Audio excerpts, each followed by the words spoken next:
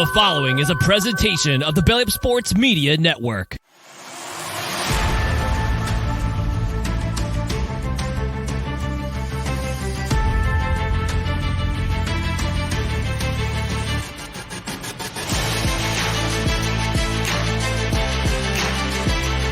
Here comes pressure, throws it to Eckler on the screen. He's got a block to the 10, to the 5, into the end zone. High pass. Did Williams make that catch? My goodness. For a first down, Herbert with time. Now running out of time. Throws on the run. Down the sideline. Caught in the end zone.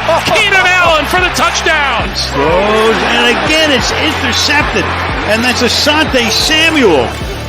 Here's another one. Watch out. How did it feel when Derwin James absolutely powerbombed the out of it on national television? You're listening to the Shock Therapy Podcast with Tyler Lawrence and Zach Alfers. And we're back with another episode of Shock Therapy. Today we're going to be talking a little bit about the Chargers' 4th, 5th, 6th, and 7th round draft picks. Talk a little bit about Austin Eckler's incentives. And then we'll talk a little bit about OTAs and kind of what's going on with that. So, Zach, what's going on with you today? Today, not a whole lot. Got this going. Got work later tonight. Excited for the holiday weekend. So, not a whole lot. Kind of in sports limbo right now. Baseball is boring to me with Padres being under 500. Basketball is over for me with the Warriors not being in it. And honestly, really excited for preseason to start so we can get into this regular season because football season's when I'm the happiest. Well, we're in OTAs right now. I think we could just kind of start talking about Joey Bosa being here. Kind of what are your thoughts? Because he's kind of usually a guy who goes and practices on his own. Khalil Max in camp almost feels like he's obligated to be there if another veteran's there, right? No, I love it because I think it speaks to the culture of this locker room at this point. And I think we've been talking about it ever since Staley arrived. This culture. And now you're seeing it in place. Guys holding themselves accountable, coaching staffs holding even superstar players accountable. Joey Bosa doesn't need the reps. It's all about him being seen by the rest of the team, him building these bonds with young guys. If Khalil's doing it, Joey needs to be doing it. And I love to get to the level that we want to reach, the Super Bowl caliber type of team, beyond just talent, beyond just like an organizational type of structure in place. Guys need to click. And so that only happens being around each other, going through the grind together. And so I love what this represents. And so I can't wait to start seeing the gelling come together in form of, sacks and pressure on the quarterback and all that great stuff that comes with it. But it starts by putting in the work. And I love to see even a guy like Joey Bosa, who has all the accolades, who's one of the best pass rushers in the league, saying, you know what, I'm not above the team. I'm not above the rookies. I'm going to go do this because the team is asking that of me. And so I love the coaches asking Joey, like, hey, we need you here. And I love the fact that Joey, answered the call. So I think it's good for the team. And excited to see what that turns into as far as like the production side of things. Yeah, I think it's huge to see veterans going to OTAs because that's kind of, they're not mandatory. They're just kind of on-field workouts. The only two non-injured players that weren't there was Mike Williams and Austin Eckler. Mike Williams I wouldn't say he's non-injured, right? Because he did, fracture his back, in the preseason game back in late January. So I think it's kind of one of those things where they're just taking it slow. He might not be feeling any pain from it right now. It might be healed, but why have him on the field when he had what could have been a pretty significant injury just a few months back, and you're expecting to get him in training camp in July? So, and then Austin Eckler is a typical no-go at OTAs. For the running back position, I don't think it really matters all that much. Probably mattered a little bit more last year when the scheme was a little bit newer. Actually, the scheme is new. We got a new offensive coordinator, so it is a little bit different. But I guess we could talk a little bit about Austin right now. So It looks like Austin's going to be on this team next year. He just signed an incentive deal basically that gives him an extra about $2 million in additional incentives. He can make up to $600K for reaching different touchdown tiers, 10 to 16, an extra $150K for a Pro Bowl berth, and then he's adding an extra $1 million for total yards. So total yards, not just rushing yards, but total yards. He can reach all the incentives if he gets 16 touchdowns, 1,640 yards, which is pretty much what he had last season, and then that Pro Bowl berth. So $1.75 million in total incentives. You think that's fair, reasonable? I think it's still reasonable. Kind of undervalues him. No, absolutely. But I think it's fair value at this point in the negotiation process. I think the Chargers handled it like a championship organization. They said, "Hey, we want to keep you." Austin said, "I think I deserve more money," and so they said, "Hey, go find a trade partner. We'll allow it." And Austin bet on himself, and I think at the end of the day, he came up a little short for what he was asking for, what he's valued at. But you gotta realize that this league is a business. It's run like any business runs, and that particular position is not as valued. It's not a CEO, CFO type of role. So those type of people in the league's eyes are replaceable. I love Austin Eckler. I come on here like weekly, I feel like, to talk about how much I like the guy. And so I'm happy he's still with the team. I'm happy he, found a solid plan B, because I thought after like 2 weeks of him searching for a trade and nothing on the table, I was pretty sure he was going to come back with an incentive type of deal like this, because there was nobody there. The value's not there. Guys don't need running backs like that. Austin Eckler is such a niche talent in a devalued position that it's not going to work anywhere else. Like, Right. we love you here. Like, we love you here. And not a lot of people love pass catching running backs, even small, really, really, really strong ones who are good for the locker room. And so I think all of those incentives that he laid out are hittable. He literally just has to go with the averages he's been putting up. The only one that steps out to me is the Pro Bowl, because even if he runs for 2,000 yards, media members are not going to vote for him. So I think that's the only one that he's not going to hit. I think he gets 10 touchdowns. I think he gets 1,500 all-purpose yards. I don't think he's going to get in the Pro Bowl, even if he has 2,000 rushing yards. I think he could. No, for sure. Like, I think he was pretty close to that Pro Bowl last year, both years, right? I think the issue is it's all-purpose yards, and it's not true running back yards, right? Not true rushing yards. But I think he's been just on the outside of that bubble. But I think that's the disconnect here is, I look at all-purpose yards and I'm like, oh yeah, that is a solid player. People look at running backs and they go straight to rushing totals, and then they'll look at Austin at like number 12 on the list and like, oh yeah, he's not good. And they don't even look at touchdowns. They don't look at what he's doing on the receiving end. So I think he gets. I disagree. So I think he's just been. I just don't understand why he's not been in the Pro Bowl every single time. He better. And be, the other thing. The other thing I want to talk about with Austin, let me talk about Austin. All right. So the other thing I want to talk about Austin is he is marketing himself. The Pro Bowl is a popularity contest, and Austin is just right outside that bubble. Yeah. Like, he's right there, right? And you think of all the marketing stuff. He's got his own app now. He does all the stuff through his foundation. Like, he's a popular player. He's just not been what is it, 6 running backs that make it? He's been like 7 or 8. He's right there. He's gonna make it. You got to be the most popular at the position. And I think with every year, Kellen Moore. Go ahead. I think with Kellen Moore, like, I think that he's gonna get more true rushing opportunities, because I think we're gonna run the ball more. Right. That's the other thing, is he barely missed the 1,000-yard benchmark. And he's not going to get he had like 3 or 4 rushes the entire Jaguars game, right? I think he's going to be used more as a true running back. I think he's going to be used more as a true running back, and I think that's going to get him right over the hump.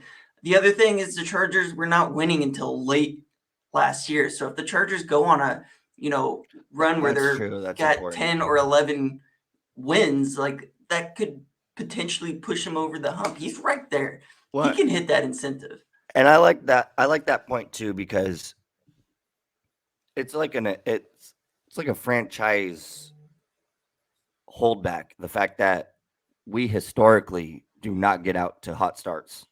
Even like on our 12-4 season, I think we lost like the first 2 games. I think we came out the gate 1-2 and then finished the year 12-2. So getting out to a fast start, I think, is imperative to any team looking to burst onto the championship scene, especially with the Chargers, who have at this point like so much disrespect across the league, blowing that 27-0 lead with our history of chargering, quote unquote.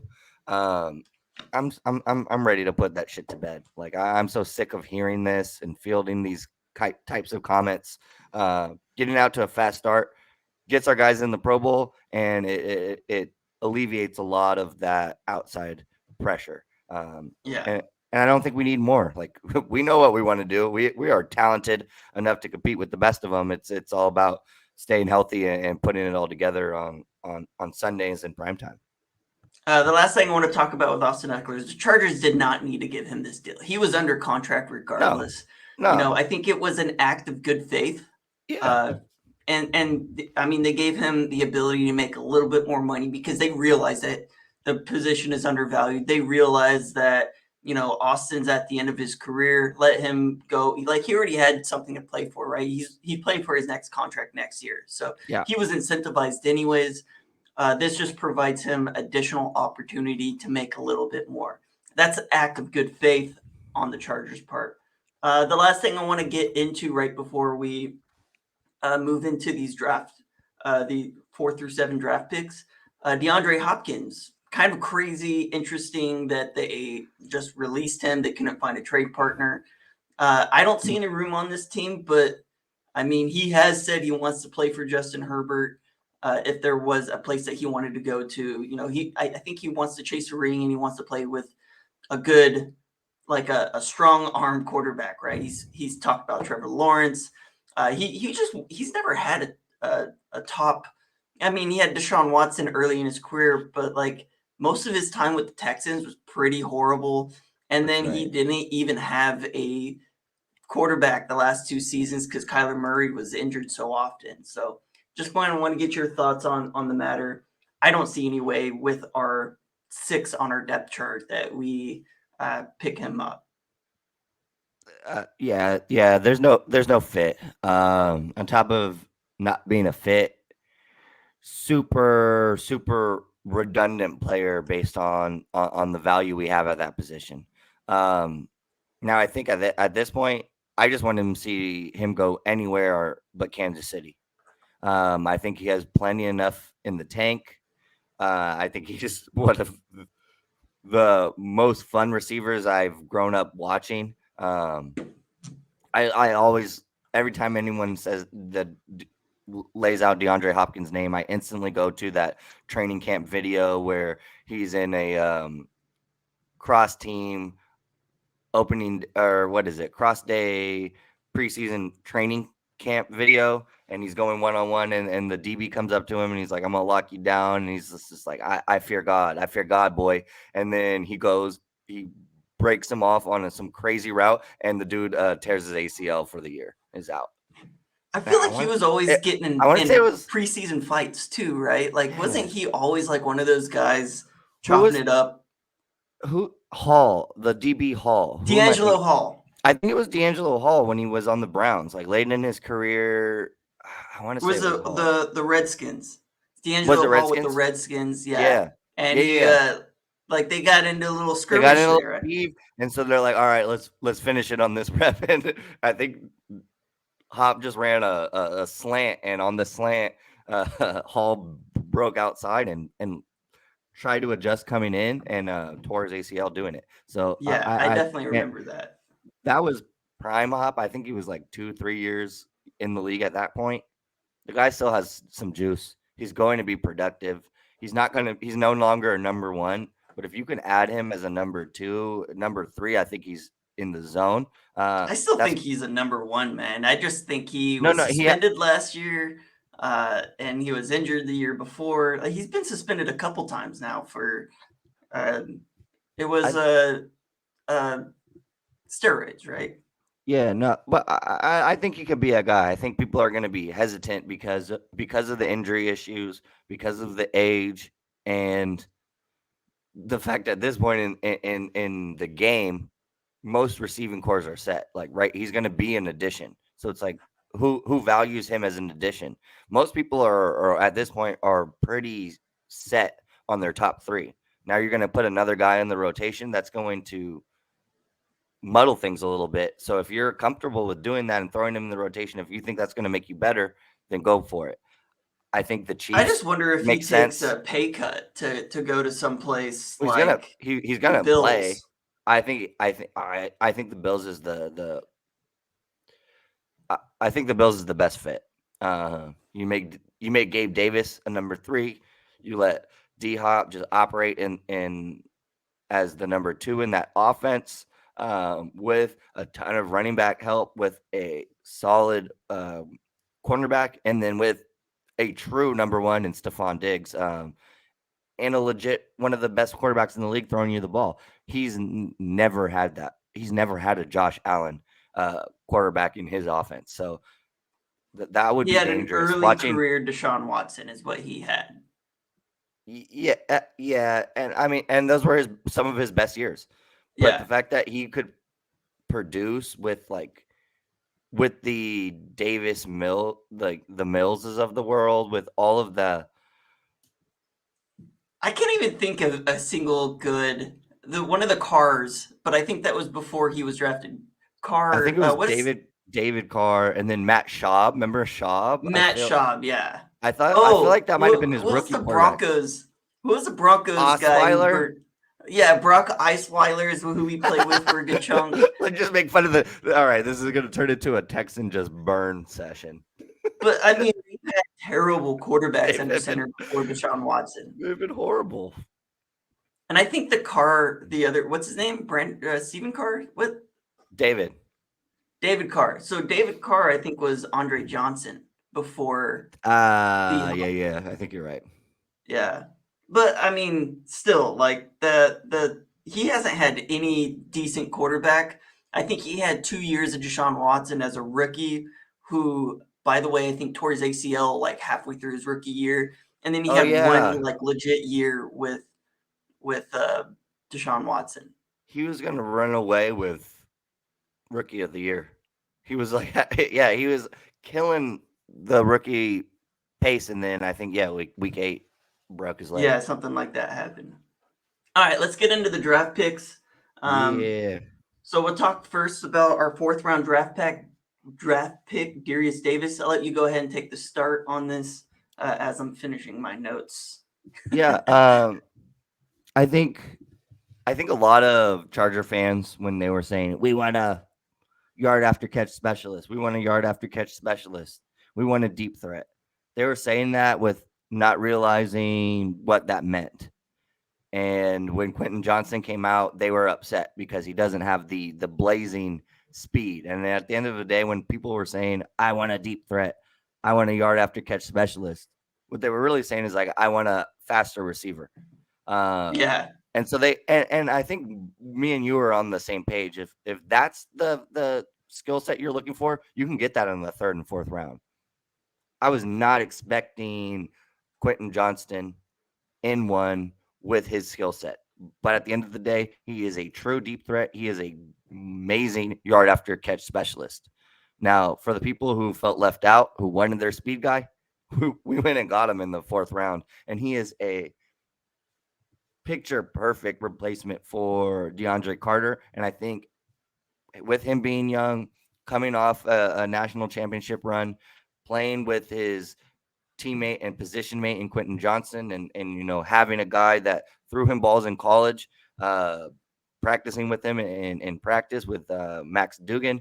I think his game's going to come along a lot further as far as like a sixth receiver than we haven't kept six receivers in a long time. But I think day one, Darius, me and you, I think right after round one, Tyler, you called me and you're like, do you like the Quentin Johnson pick? And I was telling you, I'm like, I love it. And he goes, you were so concerned. You're like, who's going to return kicks? Who's going to return punts? That's where my mind immediately went was, hey, and who's I was like, going to be our primary returner? And I was telling you, I was like, maybe we draft another one. He's like, we're not going to draft six receivers. We can't. We won't. And he's like, maybe it'll be a fifth running back. And I'm like, it's not going to be a fifth running back. It's not going to be an 18th DB. We got our sixth receiver. And I love this because I think it sets a trend for the rest of these draft picks. Even if you are set as far as starters at a position as important in the NFL today as receiver, offensive line, defensive line, it's still okay to add depth pieces around it because it solidifies your future opportunities. And so I love the Derius Davis pick. We get a legit returner to replace DeAndre Carter. This kid had 6 return touchdowns in his college career. 5 punt returns, 1 kickoff to the house. He runs a 4.36. So day one, we got a legit returner, which I'm excited for. At the end of the day, I think this is a really solid rule. Like later down the line, I don't really see him being like a legitimate receiver threat, but I do see him with his talents, with his shiftiness, with his ability to make plays with the ball in his hand as a true replacement for what we envisioned Joe Reed to be. The gadget. Yeah, player. that's exactly who he's supposed to be, was Joe Reed. The jet sweep guy, the screen guy, the guy, just get the ball in his hands and let him do something magical with it. I'm excited to see him in powder blue. I think Davis is going to be a solid addition day one out the gates as a returner, but excited for his future as, that gadget player type of role. Yeah, so he's a tiny player, right? 5'8", 165 pounds, probably one of the smallest players in the NFL. Do we have a successful Tyler, tell me this. Do we have a successful small returner in Charger history? We do. We have a couple. Darren Sproles. Yeah, the best. Sorry. Go ahead. So you can be small and effective at that role. Yeah, and not Tony Martin. What was his name back in the 90s? He was another small returner that I can't think of his name right now. I'll let you look that up. But yeah, we've got a couple of them, but Darren Sproles is one of the best. Little Train, Lionel James. Oh, Lionel. Lionel. But I didn't realize he was a returner too. Yeah. But like I said, like tiny player, makes up with it with like crazy speed. 4.36 is what he was listed at, but he's been clocked in under 4.3 before. Against SMU, he recorded 23.47 miles per hour. That's the fastest of any player in both the NFL and NCAA last season. And he has 2 of returns at that speed. He's a track star. 200-meter Louisiana state title consecutively for 3 years in a row. That track speed makes him a absolute beast from anywhere on the field. Tiny player, though. I mean, you're talking about an arm length of under 30 inches, 8-inch hands. I think that my hands are bigger. He's just a tiny catch radius. I just don't see him as like a wide receiver. He is only a return specialist. That's what he does. Statistically, it even suggests the same, right? You're talking about a player who had 42 receptions for 531 yards last year, 5 touchdowns. And he has another pretty similar season in 2021. Just not a big threat, but also you got to take into account the fact that he didn't have a quarterback under center who could get him the ball. I just think that the draw to this guy is purely as a returner and nothing really else. Like his speed is special, but that small frame, the small catch radius makes him nothing more than like a decoy and go routes. Yeah, he's a deep route type of guy, but I feel like he's more of a decoy than he is a legitimate threat back there. Becoming a 4th-round draft pick, probably a little rich. Dane Brugler ranked him as the 35th wide receiver in the class. Fringe 6th-round draft pick, but I mean, speed is an uncoachable trait, and his 6 scores as a returner is just a major weapon to a team that wants to continue to stay competitive in the third phase of the game.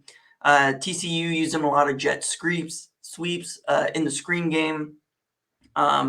He was just asked to kill angles with speed. That's what he does. That's his whole thing. He caught 65% of his total targets, which is pretty impressive considering the accuracy issues under the Horned Frogs. But 2 of 8 contested. So he's just not really a contested catch guy. That's not what you want from him. Very little of his production actually came in the deep part of the field. Kellen Moore is probably going to have to design a lot of motions and stack Davis to make sure his ability to beat press is theirs, because he's not going to be able to do it head on. He's going to have to stack or be moved in motion to kind of get rid of that. As my kind of expectations, this guy is a Jet Award winner 2022, Big 12 Special Teams Player of the Year. He's going to be the kick returner, punt returner. I have him averaging 24, 25 yards an average. And let's go ahead and see, I would say probably 2 return touchdowns, and he might be a special teams tackler, maybe on like the punt units. But more than likely, he's just nothing more than a returner, which kind of sucks because I feel like that wastes a roster spot a little bit for a player like DeAndre Carter, who kind of gives you 2 elements. I will say I'm excited for this new rule that the NFL has. I hate that rule. The third quarterback? That rule. Yeah. I like the third quarterback. Yeah. I thought you were going to talk about fair catching on kick returns if it doesn't go out of the end zone. Oh no, that's Winnie Hut Jr. status. Return the ball. Come on. Let's go, Pop Warner. Do a SpongeBob reference? Yeah, I said a Winnie Hut Jr. If you're not going to return the ball and it's inside the end zone, then sorry, you don't belong in the NFL. I mean, if you really wanted to, you could just let the ball, not catch the ball on the 5-yard line. Get out of there. That's just bad. That's just, I don't know. No, that rubs me so wrong in so many different ways. What I was going to say is 6 receivers hurts, but it hurts a little less this year with the NFL saying you can dress 3 quarterbacks. That third quarterback does not count to your you're right. Rosters, especially for a team like the Chargers who are like, we don't care. We're going to dress 3 quarterbacks anyway. A little ahead of the trend, I think. But you're seeing it especially because of that San Francisco playoff game where they had to reinsert. Was it Brock? Was it? Yeah, they reinserted Brock Osweiler, and they couldn't even throw. Osweiler, but Brock Purdy.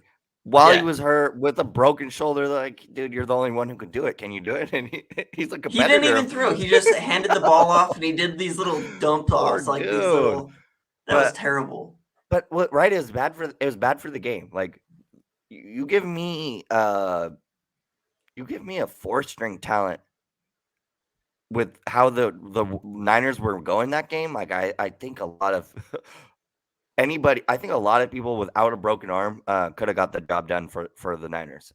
I mean, I'm surprised the Niners just didn't use some running back or a punter or a kicker as somebody played. Yeah, something had to happen. Somebody played receiver, right?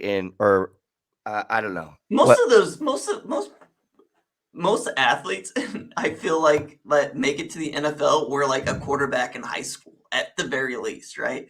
How many high schools are like, you're the best receiver, play quarterback? Like, I don't play quarterback, coach. I'm an all-state guard. And they're like, no, you're the best. No, but you're there's the best a lot athlete. of those. No, but there's a lot of those guys that are wide receiver now who transition to wide receiver from in college. I think Christian McCaffrey played quarterback as a high school kid. Right, you want the ball in playmakers' hands, especially at that level. Like guys like that are game changing, season changing. So I'm just surprised that they didn't didn't do something different in that game. But we got to get going. So let me go into our 5th-round draft pick, Jordan McFadden. Chargers have invested very heavily in the offensive line in each of the last 2 seasons. Talking about drafting Rashawn Slater, signing Corey Linsley to one of the biggest contracts among all centers in the NFL. They invested in Matt Filer, who was just let go. They drafted Zion Johnson in the 1st round. They drafted Jamari Sawyer in the 6th round. I think Jordan McFadden is going to be the next kind of player to kind of take on a pretty significant role in the future.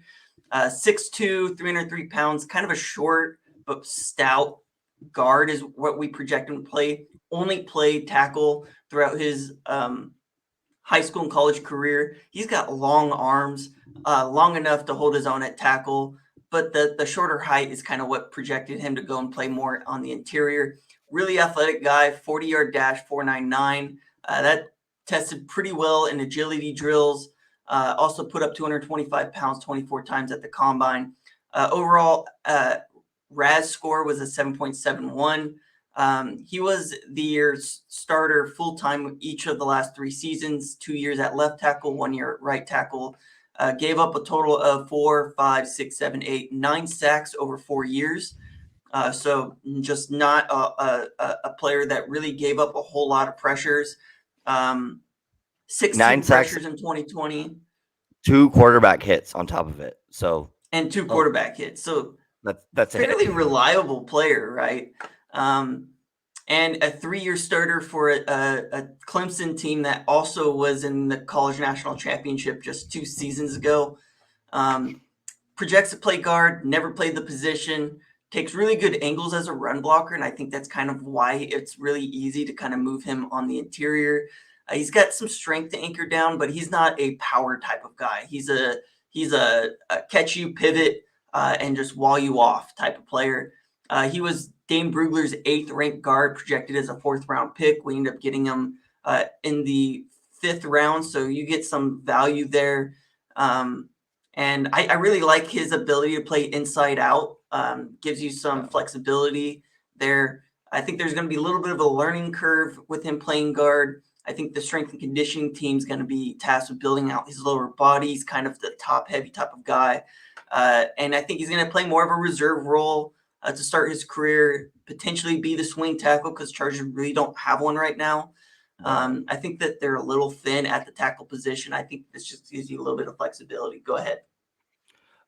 No, I love it as a depth piece. It kind of goes back to what I was talking about with Derius Davis. If it's an important position, even if we're stacked at the starters, you got to continue to address it so you don't fall off a cliff. When those guys on the top of the depth chart retire or get injured, move away. So a position like the offensive line, we've seen it as soon as Staley has came in. His main objective was turning that unit around, and I think we got solid guys at the top 5 in place. Now it's all about building up that depth, building up guys to insert into that lineup when like the Corey Lindsleys. We just saw Filer leave. So we have replacements for those older guys. I think Jordan McFadden makes a lot of sense. He gets to compete day one with Brandon Hymus as the swing guard. Hymus has been here now. It's going into his 3rd season. I don't think we've seen capabilities of developing into a starter. I think he's a solid depth piece. I think that's all I've seen from him at this point in his career. Prove me wrong, Brandon Hymus getting into that starting position. I would love to see it. I think it makes the team better. I liked everything I've seen from him in our I don't not like games. it. I just don't see anything special. I guess I just don't think we've seen him play against any quality talent, but in every preseason game we've seen him play, I feel like he's played pretty solid. And I think that's why I love him as the 6th offensive lineman. I think he needs to do. I think you're right. He needs to compete with the Niners defensive line, the Colts defensive line, and handle them solidly to be able to consider, maybe we should slot him in at guard. It is notable also that he wasn't the player that was picked to play left tackle when Rashawn Slater went down. That was Jamari Sawyer, and both of them have tackle experience. So it is notable that he was not the first picked for that position. very, very interesting point, especially because McFadden's coming from only playing tackle. Turn off your mic. I can't hear you. Anyways, I'll let you figure out your inability to hear anything. You're on mute, big dog. Just so you know. Why? All right. I'm back now. Yeah, you're good. All right, let's go ahead and talk about Scott Matlock. I didn't really watch a whole lot of Scott Matlock. I think that he's got kind of an interesting story. We can talk about it here in a second. But I see him more as a 5 technique in Brandon Staley's 3-4 scheme, somebody that didn't really generate a whole lot of consistent pressure in the backfield, doesn't have a whole lot of consistent production back there either in terms of tackles for loss. I think he showed some traits that could make him a potential good pick. I think that he's kind of got an interesting story, a player who lost both his parents before he even made it to high school, still managed to graduate with a 4-year degree, and still continuously been able to focus on his football career. 6'4", 304 pounds, redshirt senior. High school, he played tight end, played offensive line, played defensive line, all state in all 3 positions, which is kind of interesting. Didn't get invited to the NFL Combine, but really impressed at his pro day and speed and agility drills. Would have tested first among all defensive tackles in the 3-cone drill and in the shuttle drill had he gone to the NFL Combine. A 4.8, 140-yard dash at 300 pounds. That's pretty significant. Also put up 29 reps on bench press. For a 6th-round pick, I think that he has traits that can kind of overcome his draft slot. I think he's going to have a real tough time actually making the 53-man roster. You're talking about a player last year had 2.5 sacks, 6 tackles for loss, 49 tackles, and then the year before, 41 tackles, 8.5 tackles for loss, 7 sacks, a forced fumble, and 2 fumble recoveries. 3-year starter, played a lot of football. Not really overly impressed with what I saw on film. Kind of flashed at times and then would just completely disappear, gets blocked out a lot. Tell me, what are your thoughts on Scott Matlock? Yeah, I think initial reaction was, all right, sweet. We're getting some depth pieces along the defensive line. I think if you're looking at him strictly as a guy who to play defense, you're looking at a long-term replacement for a Morgan Fox, an interior pass rusher. That's what you hope he develops into. Day one, I think what I was excited about was not defensive stuff from Matlock, but special teams play. The kid blocked 3 kicks, or 3 field goals in his career at Boise State. So I like that addition. I think if he does make the team, it's going to be as an interior kick blocker, or what do you even call that position? A point after or a field goal special team unit. I think when was the last time the Chargers have blocked a field goal attempt? I don't remember the last time. I can't think of it. But I think that's a solid place for him to start. And it also helps develop what he will be good at. Setting him within, lined up in or outside a guard or center, and letting him go and get after the football and make a play. Three block kicks is no coincidence. That is a technique. One is tough. So 3, you're showing me something. So I see the value there. I think it's a long-term depth piece on the defensive side of things. But I do think he makes this roster because I don't think we have a whole lot of big, strong lineman type of guys for those special team units. So I do think he sneaks onto this roster for special team use starting day one. I just don't think, if there's a position right now that I feel like we're a little light on in terms of the depth, I think we're kind of light on the defensive line. You're talking about Morgan Fox, Austin Johnson, Sebastian Joseph Day being your top guys. Nick Williams, I think, is going to be a pretty quality rotational piece, specifically in short situations. Probably not going to be your guy in there, third and long, maybe even second and long, because I feel like he's going to be primarily a run stopper. Tito Agbonia, I think, is a better, probably better at the nose tackle position. We have him listed on ESPN as a defensive end. I don't think that's his best position. I really feel like it's at the nose as well, goal line situations. Probably will get a little bit more because he is younger, but outside of that, that's kind of it in terms of our depth at end. I feel like we need another 300-pound veteran that can come in and play a pretty significant rotational role, and I just don't think we have that right now.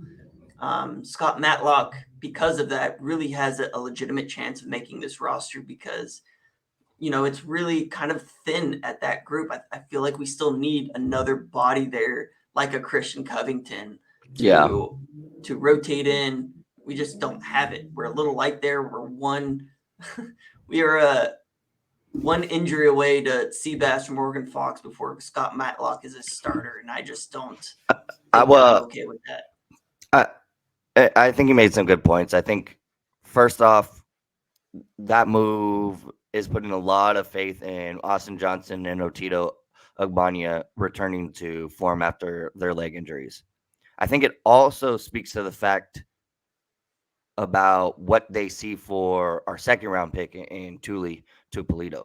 Like, not only we drafted him as edge, he's going to get reps there. They also see him as probably the number 2 defensive line replacement at all 5 positions across the line. The only thing I'm worried about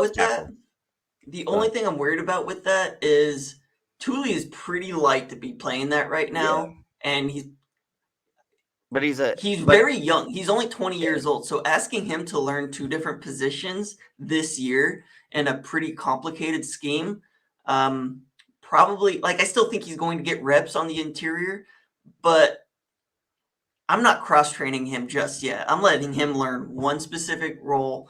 It'll be off the edge. Let him learn his stunts. I don't think this year you're going to see a lot of that from Tuli without a massive, drastic injury on the interior there. So, I mean, it could happen either way, but you're asking a lot from a 20-year-old kid to go and do that. I mean, he still hasn't even grown into his full body yet, if you think about it. He's only 20 years old. Which I don't know. I think it's all positive for the Chargers. I think they got an absolute steal in the second round with Tuli. I can't wait to watch this kid put on the powder blue and get to work. But no, I think the Scott Matlock makes sense. But at that point in the draft, like, I was losing interest, and I really was completely checked out with our 7th round pick, if you want to get into that. So with the final pick, the Chargers threw a dart. That's what it was. It was a dart. Dirt. And they drafted Max Duggan from TCU. I didn't even write my notes on him, but I watched him. I watched just about every throw he's made over the last 2 years. Not very many of them hit a target. Not very many of them were plays made by him. I think he's really athletic. He's also got an interesting story, really mature player, I think, is what got him drafted. Really, really inaccurate. If he fell out of a boat, he'd miss water. Yeah, he's all over the place. He is all over the place. He's got a strong arm. It's a rocket. This is a player who started, I want to say, his freshman, sophomore, junior year and was benched as a senior for another player that was a little more accurate, ended up getting hurt, thrust him back into the spotlight, and really had probably one of the better seasons of any quarterback. Was a runner-up for the Heisman, but it was all because of his legs, his ability to get first downs, really, is what it came out to. Keeping drives alive. He was able to do it. He is very, very inaccurate down the field. He's very inaccurate short. A lot of his production came in the screen games. He had a wide receiver who was just drafted by the Chargers early, who everybody at the beginning thought was going to be a top 10 pick, ends up falling a little bit further. He had Derius Davis. He had a legitimate speed threat. He had a lot of wide receivers. Yeah. He had a really good offensive line. He had a really good running back. That just goes to show that, if you can manage a team, you can win football games. And that's what you're getting from him. I mean, he handled getting benched pretty maturely, got his chance to shine, and he's just really athletic. He's big. He plays through injuries. He's had a lot of them over the years. He had heart surgery 2 seasons ago for an enlarged heart issue or something that happened with that, right? Yeah. And still never missed a snap or anything. He's a big guy. He's what you want to be developmental. But he is a complete mess in terms of just being what you need to do.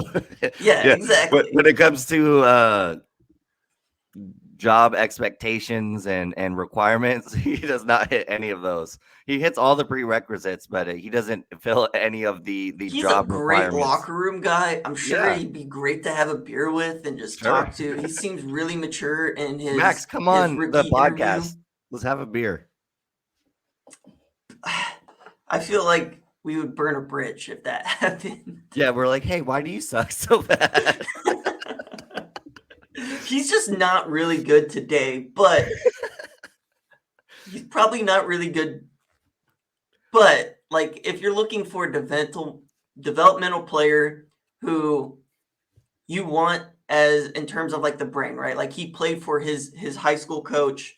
His father was his high school coach coming all the way up. He's just not very accurate is the issue. He throws it up a lot. But I mean, you're talking about, he had 38 touchdowns to eight interceptions, I want to say, something like that. So 41 touchdowns last year. 41 touchdowns to 8 interceptions, right? I mean, that's pretty good. So he made it work. He got them to the College National Football Championship. He got them there. He won that game. He didn't win that game, but he helped them win that game against Michigan, where they had no business of actually being in that game. That was a crazy game. None. And he's I guess they played from behind a lot, and they still managed to go undefeated up to that point. They were behind in almost every game at some point, and they came back. So you're talking about players that just kind of have the it factor, that have the maturity, the brain, the work ethic. Maybe you can clean up the inaccuracy issues. Maybe it's technical. Maybe he just throws it too hard and thinks that everything needs to be on a bullet because it's Calm strong. Down. Yeah, maybe. I hope that's it, because or maybe he just sucks. I mean, one of the two has got to be real. But I'm looking at a positive because it's a 7th round draft pick. Rarely do those players make your 53-man roster anyways. Yeah. Well, and let's look at it positive. It is very hard to be one of the top 32 quarterbacks in the league right now. We are pumping them out right now, left and right, generational type talents, and we have so many of them all playing in the same era, all in their primes. It is kind of crazy. We are in a era of sports in general where there are just so many good players. It's tough. So I feel like that's the first thing I want to say before I talk about Max Duggan. At the end of the day, looking at his college skill set, I think you're looking at like a Brock Osweiler type, a very, very solid backup quarterback. And now if it's coming down to the end of the season and you are the Broncos and Peyton Manning broke his neck and you still have a Super Bowl caliber type of roster and you just need a guy to hand the ball off and dink and dunk, I think Max Duggan fits in really nicely with that, with giving, 2-3 years to develop behind a guy like that and practice. I think we drafted the long-term future of backup quarterback. I think we're still giving Easton Stick a shot. I love the fact that we are now allowed to dress 3 quarterbacks with the third one not knocking Taking up that roster count. spot. Right. Because the Chargers have been doing that for a long time now, and it's been frustrating me. But now you get one extra for free. So I love that.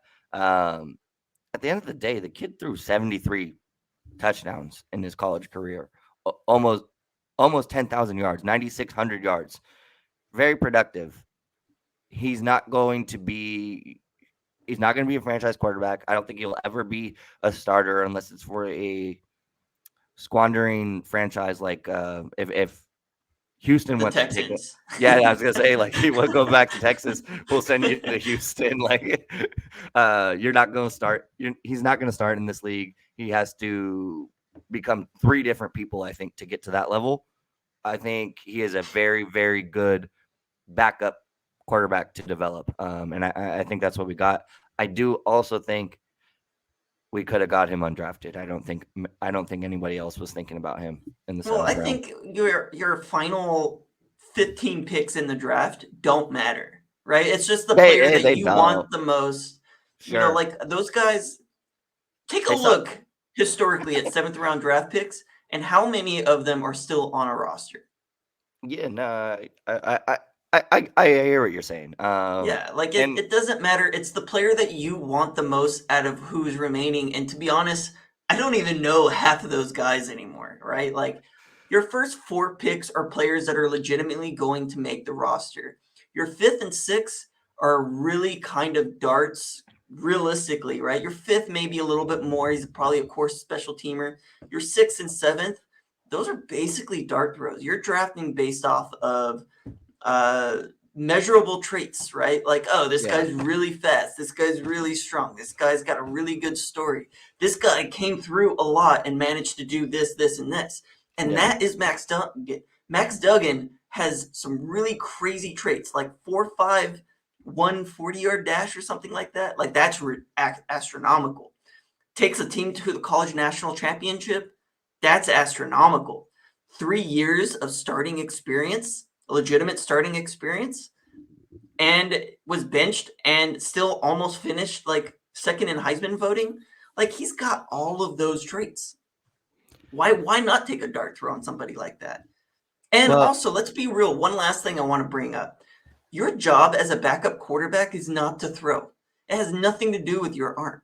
It's all about your ability to process a football game, understand tendencies, and relay any film type work up to the starter. Your ability to actually throw as a backup quarterback, I don't think matters all that much, right? Yeah, you got your Nick Foles who come back and won Super Bowls. Those are rare, non-normal instances, but your normal backup is a Brock Osweiler, is a guy who flammed out, and that guy's not even in the league anymore because his brain wasn't there, right? Mm-hmm. But you're looking at other guys like Daniel Jones, who's really not a great quarterback, but played for 17 years or something crazy like that because he can break down film, he can be a mentor, and as a rookie, you need to development that aspect of your game, but it's all about your character and your ability to be a sponge, soak up knowledge, and then let somebody bounce ideas and questions off of you and see how you're thinking about the game from a different light. That's the role of a backup quarterback. It has nothing to do with you actually being able to make a good throw. It's all about your ability to break down film and relay information for your starter. I think you nailed the value that a backup quarterback brings. And I think another trait that we haven't addressed is his leadership ability. Quarterbacks are natural leaders. This guy, with the lack of talent that he does not possess, did something right to lead a TCU team who, when was the last time TCU was competitive at the national level? I get LT years. LT, yeah. Like, even then, I think I don't remember them competing for a national championship. So I think Max Duggan, on top of all the football stuff, he is a great locker room presence. He is a leader. He is a guy who wants to win, who has a great story, who knows how to get guys to rally behind him. And with a guy like Justin Herbert, who doesn't naturally have that ability, who doesn't really like to go and do that.